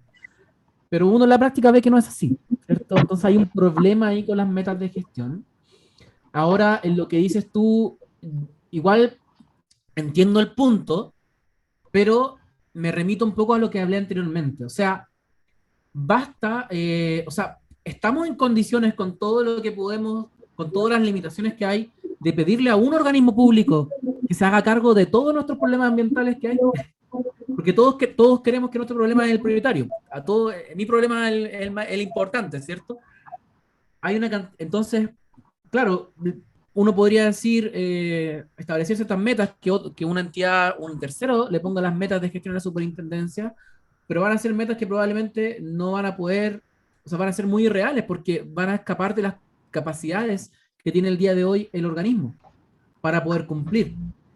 Entonces, lo que hay que pensar justamente es un rediseño finalmente, va más allá de solamente entregar dinero, sino un rediseño, ahora que ya tenemos 10 años de institucionalidad ambiental, en que también estamos en un proceso constituyente, de, bueno, revisar cómo está funcionando el modelo en esta área, ¿cierto? En materia de fiscalización y sanción. Porque además, bueno, también está el otro tema, puedo fiscalizar mucho, como dijimos, había más de 30.000 fiscalizaciones, pero sancionatorios, un poquito más de 1.500, cerca de 1.500. Y eso es porque los procedimientos, como están establecidos por ley, son súper rígidos. Entonces, ¿qué saco con fiscalizar tanto si finalmente puedo sancionar muy poco, por ejemplo? Y también, ¿qué saco con establecer procedimientos tan complejos, no tan complejos, perdón, con tantas garantías procesales? De ahí quizás la gente de la abogacía que esté presente aquí me podría complementar más, pero con procedimientos con tantas garantías, como es el procedimiento sancionatorio de la Superintendencia del Medio Ambiente, que es un procedimiento administrativo que no tienen otras superintendencias. El de la superintendencia está sumamente detallado y con muchos fases y requisitos que se deben cumplir y criterios que considerar y ponderar, que no tienen otras instituciones. Entonces, es de un alto estándar que implica que tanto un procedimiento de ruido, que puede ser algo bien acotado, como Pascualama, que lo vamos a ver, tienen el mismo procedimiento. Entonces, Claro, invierte un montón de meses y recursos humanos en un procedimiento que ambientalmente significa esto nivel de riesgo comparado con este otro. Hay muchos problemas que ir revisando finalmente para mejorar, pero creo que no basta solo las metas, porque eso el día de hoy existe. Entonces hay que ver cómo está pensado ese modelo de metas. Claro. Ya, muchas gracias. Maximiliano, ¿puedo hacer otra consulta? Sí, sí, Paulina. Sí, ya. Sí, yo de nuevo. Sí. Mira, la estuve pensando harto porque Enrique es un poco específica mi pregunta, pero a ver si me puedes ayudar. Son dos, no una. Primero, no sé si en la guía del PDC no hay alguna como súper exigente en términos de las evidencias, de los medios de verificación que se llaman ahí. ¿Tú sabes si están impugnando las evidencias cuando no están georreferenciadas y fechadas mediante los metadatos del archivo o de la fotografía al mismo GPS de donde se toma la foto, como de las medidas? Mira, Ahí. sí, la respuesta es no, para hacerte bien corta.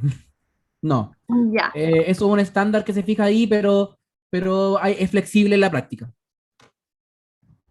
Hay Ok, flexibilidad. ya. Ahí. Ya, perfecto. O sea, Pero ojo con puede eso. ser Mira, como te iba a pedir, facultativo. Paulina, como son preguntas más específicas y de temas que no estamos viendo ahora, tus preguntas, ni un problema en respondértelas, pero al final, para continuar con el resto de la clase, y Ok. así darle, ¿ya? ¿Te parece?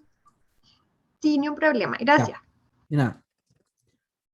Quedan 15 minutos y voy a hacer un repaso express de este caso, Pascualama, conocido. ¿Y por qué este caso? Porque es un caso que yo diría que es un caso que permite revisar cómo funciona o cómo ha funcionado toda la institución ambiental de la institucionalidad antigua de la CONAMA, la nueva, y con muchos actores y muchas herramientas e instituciones que hemos visto en este curso. Contarle un poco la historia de este caso para quienes no la conocen, y también, de paso, hacerme difusión al podcast. Recuerden que tenemos este podcast que se llama Ambientalmente Hablando, que lo pueden escuchar en Spotify o ambientalmentehablando.cl. Hay un episodio, en realidad son 3 episodios, donde repasamos completamente con lujo de detalles la historia de este proyecto. Ahora pretendo hacer una revisión express para que veamos cómo funciona en la línea de tiempo de un proyecto todo lo que hemos visto en el curso desde la clase 1. Sigamos, entonces. Bueno, partir desde los inicios del proyecto Pascualama hasta el 2006, que es la fase de evaluación ambiental más o menos. Entonces, en realidad el proyecto Pascualama tuvo su origen bien muchos años atrás, digamos. El año 77 están los registros de las primeras actividades de exploración minera en el sector, donde se hizo una caracterización geológica y se empezó a levantar información de línea de base. Ya en los años 90 se permitió determinar que en este lugar había una de las reservas de oro más grandes del mundo, ¿ya? Y también comenzaron los estudios por el lado argentino. Como había esta veta de oro también estaba en el lado argentino, hubo la presión, que eso no se ve, ¿cierto? Pero el año 97 parte las negociaciones de la suscripción del Tratado de Integración y Complementación Minera Chile-Argentina, que es para el desarrollo de proyectos binacionales de minería. Eso fue el año 2000. Entonces ahí uno ya visualiza que este proyecto tiene no una índole ambiental simplemente, sino que también tiene una índole política muy relevante y geopolítica también. Entonces ahí, el año 2000, una vez estaba firmado ese tratado, digamos, se presenta el CIA con la institucionalidad antigua, por supuesto el gobierno de Chile, CONAMA, con ese logo de cubitos, ¿cierto? El primer proyecto de Pascualama, y se aprobó esa RCA. ¿Y qué tenía esa RCA? Que una particularidad que la podemos traer al día de hoy a propósito de la discusión de la protección de glaciares, ¿cierto? Esa RCA era muy particular porque permitía una medida de relocalización de glaciares, nunca antes vista a nivel mundial, y se había autorizado. Y ese fue uno de los grandes temas discutidos y, digamos, polémicos asociados a ese proyecto, que permitía la relocalización de glaciares, y además se hizo mucho énfasis en que el proyecto no se podía hacer si los glaciares no se relocalizaban. O sea, era requisito sumamente necesario relocalizar los glaciares para que el proyecto se hiciera. Entonces, ¿qué se hizo bajo la lógica de ese momento? Es, ok, se autoriza con una medida de difícil, de dudoso éxito, ¿cierto? Como era una relocalización de glaciares. El proyecto, sin embargo, no se construyó hasta ahí, sino que hicieron obras menores, campamentos, caminos, pero el proyecto en sí mismo quedó un poco ahí stand-by, hasta el año 2004, en que finalmente se aprueba el protocolo especial de aplicación de este Tratado de Integración y Complementación Minera, pero que estaba específicamente asociado al proyecto Pascualama. ¿Cómo iba a funcionar este proyecto binacional? Ahí en ambas fronteras. Y mientras tanto, se estaban recabando nuevos antecedentes para una nueva evaluación ambiental. Y que se presentó finalmente ese proyecto de evaluación ambiental el año 2004 y se aprueba el año 2006 este proyecto de modificación al proyecto Pascualama. Entonces están estos dos RCA, estos dos permisos ambientales que constituyen este famoso proyecto Pascualama, y que la particularidad del año 2006 es que ya no, el proyecto ya no considera la relocalización de glaciares. Y extrañamente, cuando el 2001 era un requisito fundamental y esencial, o sea, si yo no movía los glaciares no podía hacer el proyecto, ese mismo punto, el 2006, ya no era tema. En realidad fue tal la presión en que el proyecto se reformuló y ya no incluía la relocalización de glaciares, perdón. Entonces ahí uno se pregunta inmediatamente, bueno, de lo frágil de la institucionalidad, ¿cierto? Bueno, no era un proyecto, no era tan necesario realmente el año 2001 todo el sistema político se alineó y te aprobó el proyecto porque era sumamente necesario, pero el año 2004 nos demostraste que sí era posible un diseño distinto de un proyecto en que en ese caso no afectara directamente a los glaciares. Se pudo hacer. Entonces aquí también uno prende la ampolleta de un nuevo tema, aquí de la falta que tiene nuestro sistema de evaluación de impacto ambiental asociado a la consideración de alternativas de proyectos, ¿cierto? Muchos otros sistemas, Colombia, por ejemplo, establece que en la presentación inicial se presentan alternativas del proyecto, de diseño de proyecto en general, digamos, y la autoridad aprueba una alternativa, y luego sobre esa alternativa se hace la evaluación ambiental pura y dura, digamos. Otros sistemas también contemplan, digamos, en paralelo a esto, que la línea de base no la hace el privado, sino que la hace el propio Estado. El Estado se la cobra al privado después. Le pasa la boleta. Esto es lo que te costó la línea de base, pero el Estado es quien gestiona esa línea de base, entonces así asegura la imparcialidad de la información que se levanta. Y también asegura estándares. En fin, sigamos con Pascualama. Año 2006, tengo este proyecto aprobado, que ya no considera relocalización de glaciares.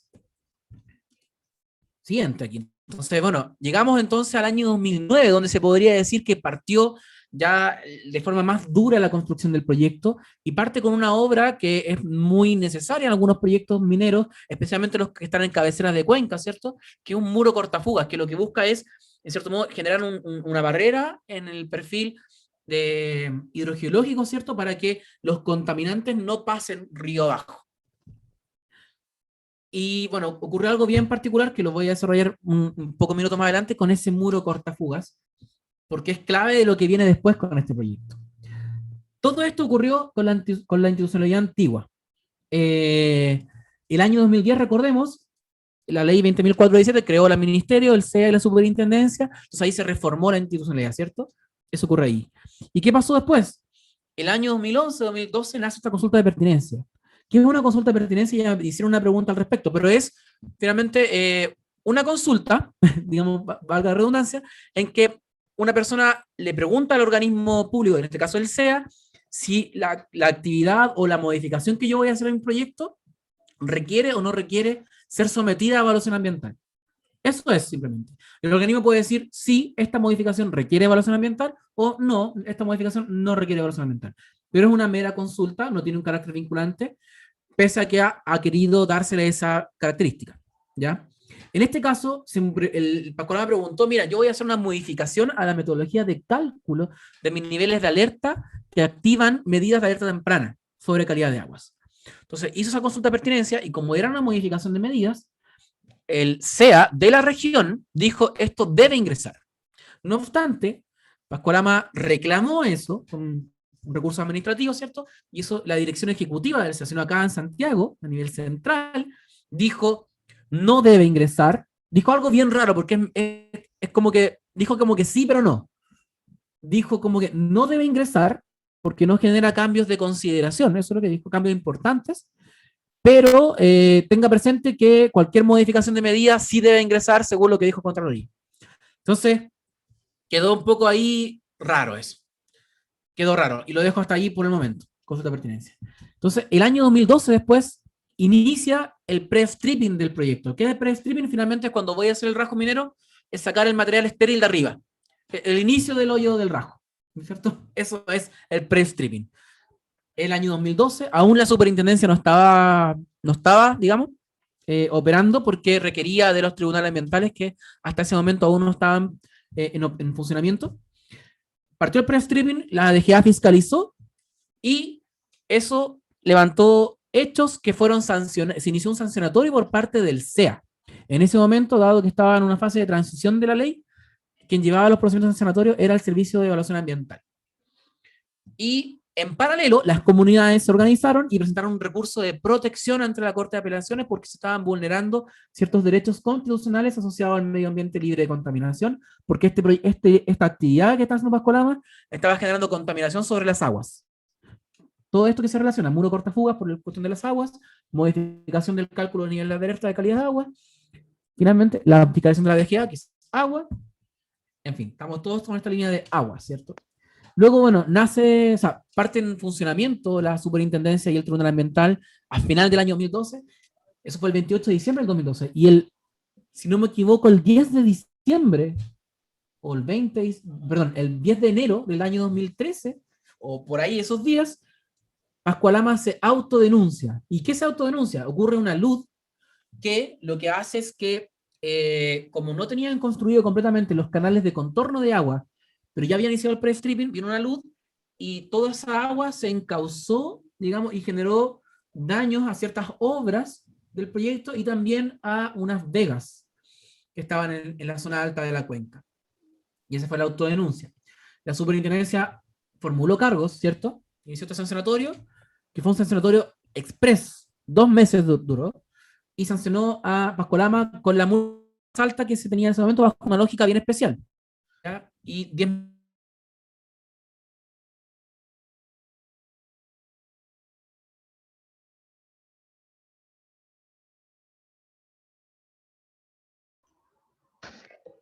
Maximiliano, al parecer un error con el internet.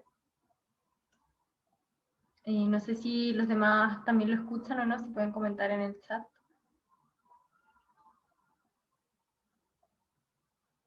rápido, está esta reclamación, ¿cierto? Después, en el mismo año 2013, se presenta una demanda por daño ambiental al Tribunal Ambiental, por daño en los glaciares. La dejo ahí, se presentó. No voy a decir nada más por el momento. ¿Y qué pasa a final del año 2013? ¿Recuerdan el recurso de protección del año 2012? Bueno, la Corte de Apelaciones dice que mantiene la paralización del proyecto e instruye al CEA a que revise esta RCA por una figura que se llama el 25 quinques, que es la que permite revisar los proyectos y que revise todo el sistema de aguas que había tenido problemas, muro cortafuga, niveles de alerta, fiscalizaciones de DGA y también, bueno, otras cosas más. Que revise todo el manejo de aguas finalmente que tenía ese proyecto. Eso dice la Corte Suprema y ahí el proyecto estuvo paralizado. De ahí para adelante. Cuando hablamos del daño que se hizo en el proceso sancionatorio de la superintendencia, estas fueron las vegas que se dañaron. Más o menos estos son los sectores de vega. Acá donde dice Q9, acá, por aquí bajó por esta quebrada toda la luz, dañó este sistema que está acá y también sepultó ciertas vegas y arrastró otra parte. Más o menos así se ven, así era la foto de lo que se veía. ¿Qué más dice esta historia? ¿Cierto? Respecto a la reclamación que pusieron las comunidades por la sanción de la superintendencia. Sanción única en ese momento, porque la sanción más alta que se conocía. El tribunal acogió la reclamación y dijo, ¿sabe, superintendencia? Usted tiene que rehacer su resolución sancionatoria y debe sancionar todas las infracciones, una a una. No esta figura que tiene una infracción y el resto suma. No, todas una por una. Eso implicaría que la sanción debiera ser con una multa más alta aún. Entonces ahí quedó ese procedimiento. ¿Y ahí qué pasó entonces? La superintendencia dictó diferentes medidas para mantener la paralización y controlar ciertos riesgos del proyecto y mantuvo las fiscalizaciones.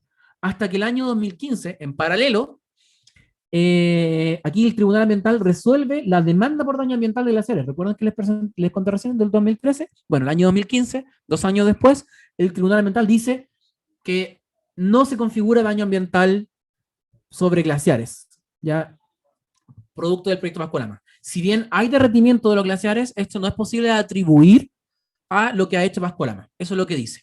Entonces ahí releva finalmente las asimetrías que hay, porque los antecedentes técnicos que veía el Tribunal Ambiental eran de un estándar bastante alto, con los que las comunidades es muy difícil que nos podamos enfrentar a empresas con grandes recursos, que pueden contratar expertos, y especialmente en esos temas tan especializados como en los glaciares, digamos que no hay tantos expertos a nivel nacional. Y releva las asimetrías que hay, digamos, en poder acceder a esta justicia ambiental. No obstante, el tribunal quiso o hizo un esfuerzo por nivelar la cancha. Pero aún así dijo que no hay daño ambiental sobre glaciares producto de la obra del proyecto Pascua-Lama, en lo formal. El año 2015 hicieron, a propósito de las nuevas fiscalizaciones que hicieron en el año 2014, la superintendencia inicia un nuevo sancionatorio, ¿ya? Y imputa un nuevo cargo de daño ambiental, ahora en otro sector. Voy a mostrar enseguida las imágenes. Y aquí ocurre una particularidad, ¿cierto? Porque cuando se inicia un sancionatorio, la empresa tiene un derecho, ¿cierto? Que es el derecho a presentar el programa de cumplimiento. Este programa de cumplimiento Pascua-Lama lo presenta, pero la superintendencia lo rechaza. ¿Por qué? Porque no cumple un criterio técnico en ese asunto, y Pascua-Lama lo reclama al Tribunal Ambiental, y finalmente el Tribunal Ambiental respalda a la superintendencia y se mantiene ese rechazo al PDC. Entonces, tengo ya 2 procedimientos sancionatorios contra Pascua-Lama que están cubriendo en paralelo. En la línea paralela de tiempo, recuerden la Corte de Apelaciones, acá dijo, por favor, revise la RCA de Pascua-Lama respecto al tema de aguas.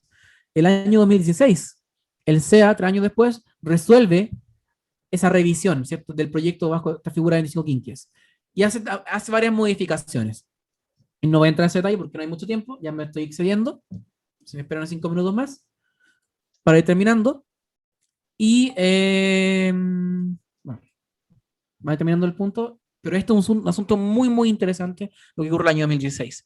El nuevo daño ambiental que imputa la superintendencia tiene que ver con la construcción de obras, como por ejemplo el campamento de Pascua-Lama, en que dañó vegas y formaciones de yareta en varios puntos, digamos. Todo esta parte como en rojo achurado serían zonas donde afectó vegetación. Son 2 daños ambientales, vegas en la parte alta y vegas cerca del campamento y otros puntos también. Entonces, bueno, el declive, digamos, ya vamos llegando a la sanción. Entonces, lo que hace la superintendencia tiene estos 2 procedimientos, los acumula en uno, ¿ya?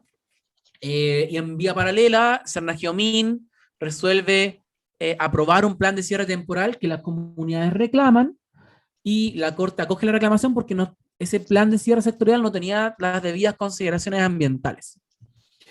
Y ahí el año 2013 nace, ¿cierto?, el primer tribunal ambiental de Antofagasta. Y después, acto seguido, el año 2018, la superintendencia resuelve el sancionatorio, que partió el 2013 el primero, y el otro el 2015. O sea, ya 5 años después, en suma, se termina por fin este sancionatorio con una resolución, configura los 2 cargos por daño ambiental, sanciona con una multa muy alta y además con varias clausuras, no es una sola, varias sanciones de clausura. No recuerdo, son 4 o 5. Esta sanción es reclamada, porque el derecho al primer tribunal ambiental que ahora existía. ¿Y qué pasó? Como dijimos también en la clase 1, ciertas sanciones y ciertas medidas, como la clausura, requieren ser autorizadas por el tribunal ambiental antes que se apliquen. Entonces aquí, si bien tengo la sanción y esto se reclamó, la superintendencia, para aplicar la clausura tiene que preguntarle al tribunal, ¿puedo clausurar en base a estos criterios?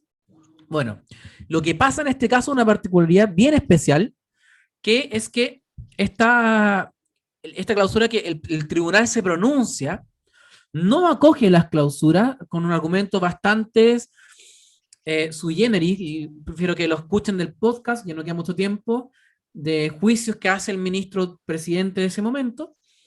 Entonces la superintendencia presenta un recurso de queja. ¿Por qué? Porque se pronuncia en esa resolución de la consulta para clausurar, el tribunal se pronuncia sobre el fondo de las cosas, siendo que en paralelo, como dije acá, había una reclamación en curso por la sanción.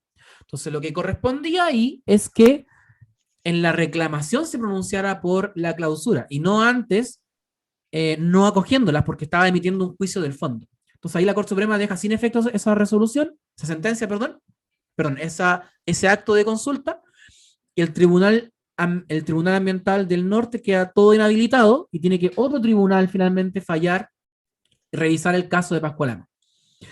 Finalmente, en la vía paralela, ¿recuerdan el segundo procedimiento que hay una imputación por daño ambiental? Bueno, el Consejo de Defensa del Estado, el año 2018, presenta una demanda por daño ambiental de Las Vegas Yaretas sobre ese tema al Tribunal Ambiental del Norte, y ese llega a un acuerdo de conciliación. Ya estamos terminando, me quedan una lámina más. Y ese acuerdo de conciliación, y aquí esto es muy relevante decir, finalmente compromete la implementación de un derecho real de conservación para proteger unas formaciones de yaretas y vegas, pero solo por 5 años. Y ahí viene un tema bien particular, para ir cerrando esta historia de Pascualama, porque dice que solamente son 5 años y se justifica porque una futura RCA de Pascualama va a absorber este compromiso de protección. Entonces ya está dando por hecho que va a haber una nueva evaluación ambiental del proyecto Pascualama en este acuerdo de conciliación. Y finalmente, el mismo año 2020, el primer tribunal ambiental, con un nuevo tribunal, me refiero con una nueva conformación de ministros, acoge parcialmente la reclamación que hizo Pascualama contra la sanción de la superintendencia y no configura daño ambiental por ninguno de los cargos, pero mantiene las clausuras. Y el día de hoy está pendiente entonces que se vuelvan a corregir con varias observaciones que se hizo a la resolución sancionatoria de la superintendencia, y ahí está, en ese está Pascualama al día de hoy. Finalmente, esta es la historia del proyecto Pascualama. Es una historia bastante interesante de contar porque como conté muy rápido, y sé que fue muy rápido, ocurren todas las como institucionalidades existentes. Hay consultas de pertinencia, hay evaluación ambiental, hay demandas por daño ambiental, hay sanciones, hay programas de cumplimiento, hay 25 quinques, hay muchas de las figuras de nuestra institución ambiental, y así es como opera más o menos cronológicamente en el caso del proyecto Pascualama. Así que les agradezco por haber participado en este curso. Sé que es un curso, bueno, mucho contenido, muy técnico. Estoy muy abierto a responder sus consultas por correo electrónico, o también quedarme ahora unos minutos más, muy pocos. Y dejo mi correo, molina.max@gmail.com, y además les invito nuevamente a agregarnos a redes sociales, ¿cierto? En Spotify, en Instagram y en Facebook, Ambientalmente Hablando, Derecho y Ciencia. Es un podcast donde hablamos justamente de todos estos temas y comentamos cómo está actuando nuestra institución ambiental, digamos, en diversas aristas. Muchas gracias por participar de este curso. Muchas gracias, Maximiliano, bueno, en el chat se han armado algunas como diálogos, discusiones respecto al tema de las constituciones. En una de hablaban como que qué pasa, por ejemplo, con la Constitución de Ecuador, que se garantiza el derecho a la naturaleza, pero como un poco como qué pasaría en Chile si efectivamente es viable o no, o por ejemplo si efectivamente se protegería o no, como que estaba esa discusión, como que pueden ponerse muchas cosas en el papel, pero en la práctica, ¿cómo se garantizaría eso? Y otra pregunta más que mencionan, que creo que es súper importante porque está relacionada al conflicto que tú describiste ahora, que preguntan, ¿quién fiscaliza el acuerdo de conciliación?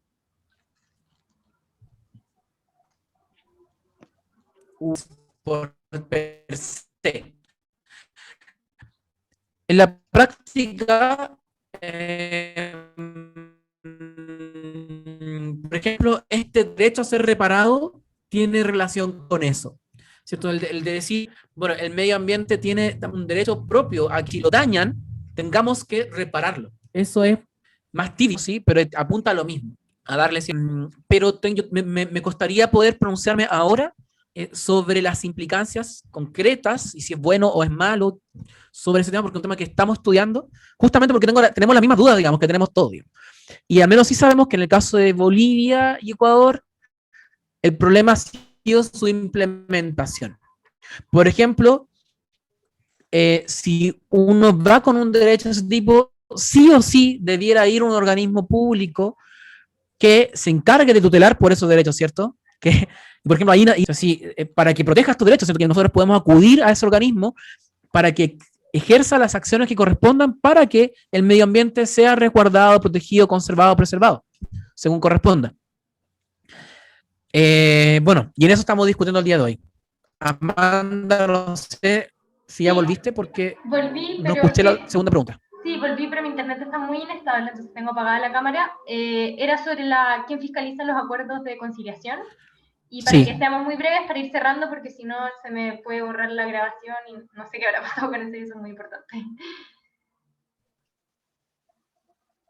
ya. Yo estoy grabando el resto por si acaso, Amanda. Luego te lo mando. Ah, ya, genial. ¿Ya? ¿Quién fiscaliza el acuerdo de conciliación? Muy buena pregunta, Danilo. Yo creo que la haces porque justamente has visto ese problema. En la clase justamente anterior hablamos de ese punto. El día de hoy hay una grave falencia en lo que es el cumplimiento de la sentencia de daño ambiental. Y si bien cada tribunal tiene sus fórmulas de cómo establecer las distintas acciones, que ya son cuestionables en muchos casos, y también sus fórmulas de cómo ejercer este control, ¿cierto? De seguimiento.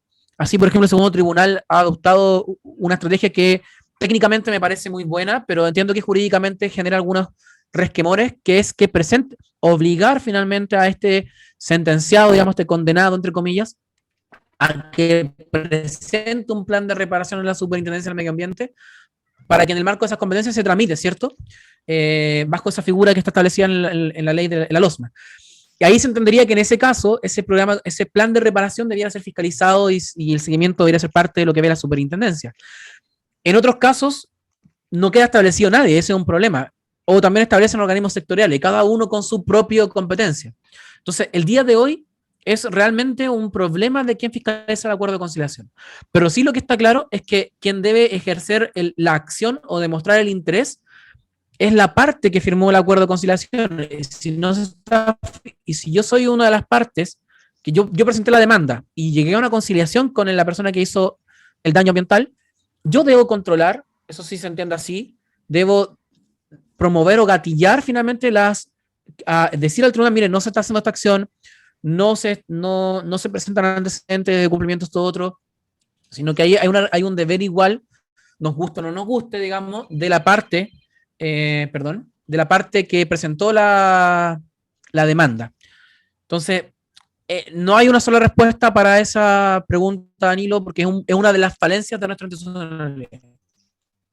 Perfecto, yo creo que vamos a ir cerrando por honor al tiempo y también por este problema técnico que estoy teniendo, no voy a poder poner la cámara para que no se corte.